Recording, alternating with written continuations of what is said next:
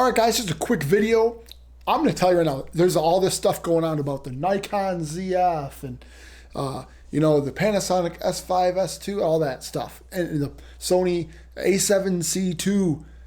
That's great. I mean, they're good cameras, right? There's nothing wrong with them. But for me, I was against the ZVE1 at first because I was like, well, it doesn't have a viewfinder.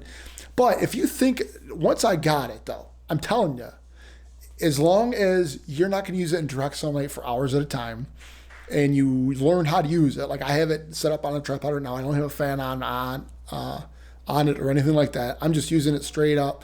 I've never had it overheat on me ever. And I ran it 4K 60 till the battery died on it with just a little fan on it. Never even got warm. All right, so there's workarounds. But anyway, if you can work around that, right, you get the great low light sensor, S-tone, all that stuff, log, everything you want as a creator to grow with, right? But you see, the 4K 60, it's not cropped. Nikon Zf, that's cropped 60. You got the A7 IV cropped 60. You got the S5 cropped 60, right? At least the S5 is more video centric. It's got the open gate and all that. But I mean, the A7C2 cropped 60. No 4K 120. I mean, if you're talking about straight up video features, if you're going to use it for shooting photography, okay, some of those other cameras, great idea. But I'm telling you, I originally bought cameras thinking I needed a viewfinder. You know what I'm using right now? The Sony app on my iPad. So I can kind of just look at it and see what it looks like. Didn't have to pay for an external monitor, just using the app. And so far, so good. Once I got it to hook up, it's been pretty good. But anyway, getting back on track. The Sony ZVE1 is giving you more features than any of the other cameras out there at this price. R8's a little different though. At least you get the 4K 60 uncropped, and that camera's $1,500. So if you're looking at 4K 60 uncropped and you just want to save the most money you can, let's get a Canon R8 then.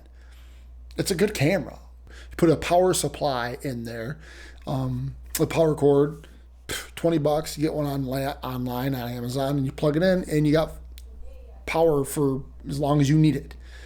But I sold my A7 IV. I'm not going to get this Nikon Zf. I'm not going to get the A7C2, even though that's going to be a great camera. This is lighter than the A7C2.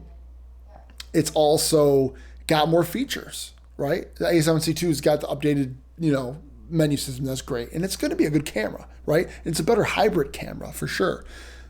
All those pictures on this is actually pretty good. I was surprised. But that being said, if you want the most features this is the way to go. If you don't need 4K 60, if you don't need 4K 120, then there you go. But you got 4K 120 on this with a very little crop. Or you can go up to 240 HD, right? And the HD looks amazing on this thing. Like, I could switch it over to HD and you probably won't even know. Just saying, it's really good. So I just want to let you know my thoughts. The ZVE1 is a great camera. The problem is it's too much. It should be $1,800. Should be. That's what it should be. That's just me saying. But I think a lot of cameras are overpriced, honestly. I mean, smartphones are just killing it right now. They just keep advancing. And the software, it took me 20 minutes to get this thing hooked up. Once I did, it worked fine. But I mean, come on. I mean, put a smartphone inside a camera, have it all the features and software stuff, and have it a regular camera. So that's a true hybrid camera and you can even have it like the auto, where it'll actually imagine the auto software on a phone, how good that works with such a little sensor, how amazing that could be on a full frame body. Just saying, without all the post stuff, going in and every single picture. And some people enjoy that, and that's fine. But for me, I found that taking pictures on my phone is so much easier. It's so much convenient. I don't even want a camera. It's like every time I go anywhere or do anything with pictures, I'm like, I'm just going to use my phone. Because I can take pictures, slip it in my pocket, share them instantly, and I'm done. The convenience factor is way better on a phone. 100% better. I'm shooting this on the Sony 85 millimeter today, just giving that a taste. 1.8, pretty cheap lens. I think I got it for $500, which is cheap for lenses nowadays, guys. But anyway, just to see what it looks like in the background, I'm shooting it at 1.8, ISO 100. Just got light on me here and got it mic'd out to Video Micro Go. Nothing fancy, nothing super expensive, but ZVE10 will do you good. If you just want to get in cheap, get the ZVE10. A6700 is good, but it's twice the price. You know what I mean? It's like, what do you want, the value-wise? As far as me, the ZV for video, straight up content creators on YouTube, this is the best camera for you. I'm honestly, if you want the top tier, if you want just to get in, get going, ZVE10's fine. It works fine. You know, the little ZVE10 is still a good camera. I just can't. I bought it and sold it 3 times. Right, this is my 3rd time owning this camera. I always go back to it just because it's fun, and I can use it for my church and everything. And if it gets stolen or whatever, for whatever reason somewhere, I won't be crying as much as if you're losing a $2,000 camera. But you know, I got the ZVE1. You can get it used maybe $1,800 or so. That's about what I got. $1,867 is what I paid. But hey, I'm just letting you know the options and my thoughts. I mean, I really thought I needed a hybrid, something I could take pictures with, you know, and you can take great pictures with ZVE10 even. I mean, you really can. And ZVE1, if you're not blowing them up, which most people don't, it takes good pictures, but phones are so much better for that, honestly. I'm just me. Unless you're doing, you know, that's your thing. But for most of you, watching probably isn't your thing. You're just into camera, you're into gear, and you're into, you know, what's going to work best for you as if you want to do content creation. And full frame, this is the one you want to get. If not, get the Canon R8. You know, that's just me. People will agree. Everyone likes to say, well, it all depends on, you know, what you like the most. What it is that. But, you know, I'm just giving you straight up advice. I've had Nikons, Sonys, Canons. I've had them all, okay? A lot of them, a lot of different ones. And this is one of my favorite cameras. This is A7C2, and it looks so good right out of camera. I don't like playing around with this effect and that effect and color grade and all that. I want it to look good and to be able to upload it and not having to mess around too much with it. I'm not into that. You can do LUTs on this. You can grow into this if that's your thing. A6700 too, as far as bang for the buck, that's great. But do you want to spend that much money? You know, $13.99, now you could talk extra $100. Or if you get a Canon R8 on sale, now you're in full frame. If that's your thing. If you don't care about the full frame, nothing wrong with this. You know, nothing wrong with this. The actual video quality out of the ZVE10 will be very close to the 6700. If you just put it on a tripod and take videos, you wouldn't be able to tell the difference. I mean, you'll have more color grading options with the 6700, but if you're just using it on a tripod, you will not notice the difference. If you're going to run and gun and stuff, that's different because it's got IBIS and all that, but updated the menus. But for just starting out, ZVE10.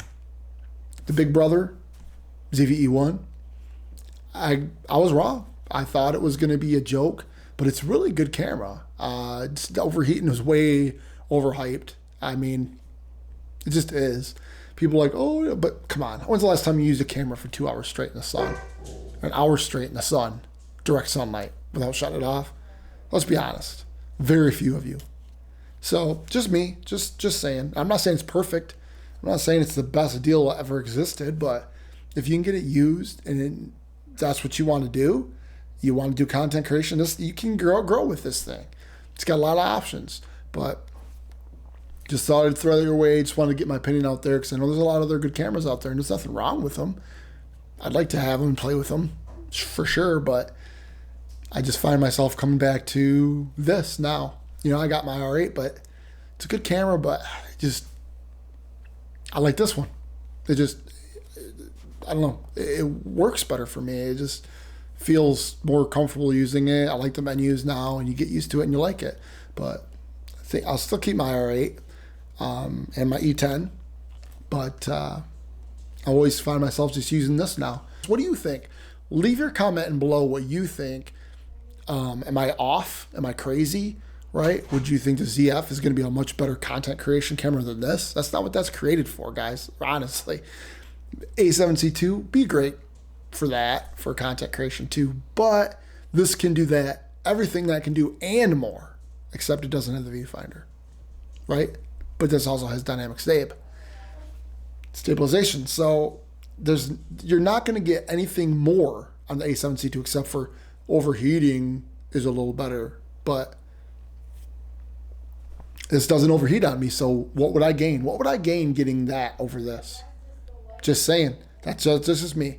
That's why I sold my A7 IV, because I gained more. I gained the new menus. I gained the touchscreen. You know, at 120, 4K, 60K, 4K uncropped. I gained all that by selling my A7 IV and buying this. I didn't lose. I stepped up in my eyes because I don't need to use it as a photo camera. I got my phone for that, guys. That's what I'm going to use.